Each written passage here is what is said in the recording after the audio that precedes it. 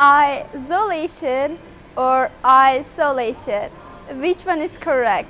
If you are choosing this one, you should probably watch my video till the end. If you are in favor of this version, you are super correct. And today we're gonna learn 10 top pronounced words, mispronounced words that I have noticed so far among my students. As usual, action speaks louder than words. Let's dive in. Most of my students tend to say I am isolated, but it's incorrect, and the correct pronunciation of this word would be isolated. Isolation is a feeling of being cut off from the contact of people. You may say that during COVID period I was isolated because there was time that I didn't have any chance to hang out with my friends, and I didn't have kind of heart-to-heart talk with my near and dear ones, and I was alone, kind of lone wolf at home, and then I was isolated.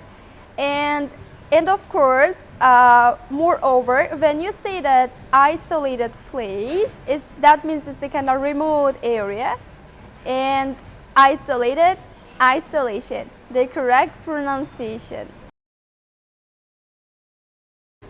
Industry or industry, which one is correct? If you are choosing this one, as my students, you are incorrect. As a large-scale production of goods are considered to be industry, not industry, and in its adjective form is pronounced industrial.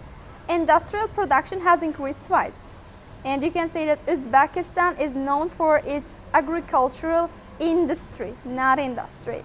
As you can see that noun is a noun form, it's pronounced like industry, in its adjective form it's industrial. When I say that I prefer tea to coffee, that means I like tea much more than coffee. But you cannot use prefer in a progressive form. Like, when I was a child, I preferred blue color, but today I am preferring yellow color. Is that correct? No. You should only say I prefer yellow color. And it cannot come with ing form, not with progressive form. Its adjective form is pronounced preferable, not preferable. For example, natural clothes are preferable. If you're pronouncing like clothes, it's incorrect, and it can cost you a lot from pronunciation band. And that's why try to be super attentive. And in its plural and singular form, clothes is pronounced the same. And preferable, prefer, preferable. And another example would be like being in a small group is much more preferable than being taught in a large and noisy group. And as you can see that they have clear distinction in their pronunciation patterns. Desert, desert, deserted. Do you know the difference between these three words? If you don't, now we're gonna learn. Desert is a flat and arid piece of land where no vegetation and animals can live except tolerable ones. And what about dessert? And dessert is this one, pleasant dish that we all cannot resist our temptation from. And when you say deserted wife and deserted children, that they are being left by their dear and near ones. Parents try to please their children by giving them toys. As you all know that please as a verb means make someone super happy. And then I try to please my audience by offering them a chance to learn some mispronounced words.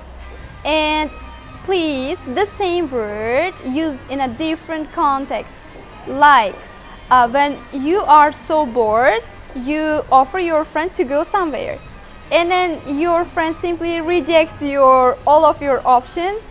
And then let's see, when you say to your friend, okay, let's go to cinema, your friend says that no, I don't. okay, let's go to park and do some bird watching. And then your friend says, no, it's boring. And then you become super frustrated. Eventually you say to your friend that, okay, just please yourself. In this context, it means do whatever you want. In its adjective form, it is pleasant, not pleasant. You can say pleasant weather, pleasant dish, pleasant climate, pleasant cafe. In all circumstances, in all instances, it means something favorable. And you can be pleasant to someone by giving up your seat. Many people have demand for electricity. That means they have kind of overall requirement for electricity. In its noun form, it's pronounced demand. And electricity is in demand. It's on major requirement. It's in need. And in its adjective form, it's demanding. This task is too demanding, needs a lot of skill and effort to solve it, to cope with it. And when it in its verb form, it's pronounced demand. My teacher demanded me to say my name, to tell my name. And then demand, demanding, demand.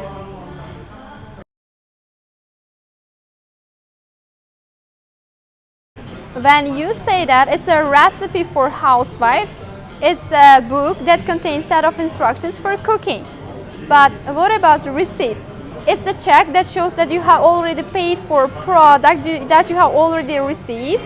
And some shoppers say that, okay, just keep your receipt in case you want to bring that product again. Teachers try to determine interesting aspects of studying. They find out facts about studying, about teaching process, and then they discover whole interesting features. And as you can see that in its verb form, it's pronounced determine. And when it comes to its adjective form, it's determining. Our inner beauty is a determining factor to be truly charming. That means your inside beauty can easily affect your outer beauty. And you can see that there is no change in all three forms. I have dogged determination. That means you are kind of resistant and you are working on your aim, and you know it's difficult to achieve to that level, but you are keeping on trying, and this is the good point of view. And in this case, determination is a synonym with perseverance and trying super hard. Before starting my videos, I had really strong, dogged determination to become teacher, IELTS instructor, and then channel runner. And then I started juggling through all these three jobs, and it was really interesting process. But I kept my determination, and then I reached to this point. And when you say that in its adjective form, it's determined. I'm determined to get IELTS. When you say like this, that means you are super ready and unstoppable to get 8 or 8.5 or something higher. Lose and lose. Do you know this distinction between these two words? If you don't, now we're gonna learn it. Loose is something too big. When your shirt is too loose, that means it doesn't fit your body, and you can sometimes lose your confidence. That means you no longer have confidence, and then you are not confident enough to express yourself and to do whatever you want. And sometimes you can lose your appetite. That means you are no longer voracious either.